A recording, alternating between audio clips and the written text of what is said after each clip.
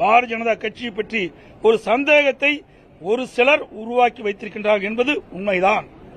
பொய் பிரச்சாரம் செய்கின்றார்கள். அதற்கு ஈடு கொடுத்து அதை முறியடிக்க வேண்டிய பொறுப்பு திமுக இளைஞர்களுக்கு ஆகிய உங்களுக்கு உண்டு என்று தெரிவிச்சிருக்கார்.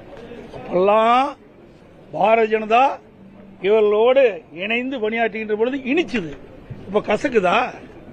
1999 திராவிட முன்னேற்ற கழகம் பாரதிய ஜனதா கூட்டணி போட்டு வெற்றி பெற்று அங்க மத்தியில் ஆட்சி அதிகாரத்தில் இருந்தாங்க.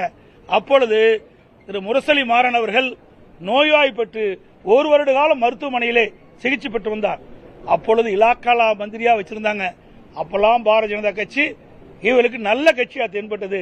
இப்பொழுது அண்ணா திமுக பாரதிய ஜனதா கூட கூட்டணி வச்சா ஏன் வைக்கிறீன்னு கேள்வி கேட்கிறார் முதலமைச்சர். எப்பொழுதும் திராவிட முன்னேற்ற கழகத்திற்கு சாதகமா இருந்தா அதை பாராட்டுவாங்க, அவளுக்கு பாதகமா இருந்தா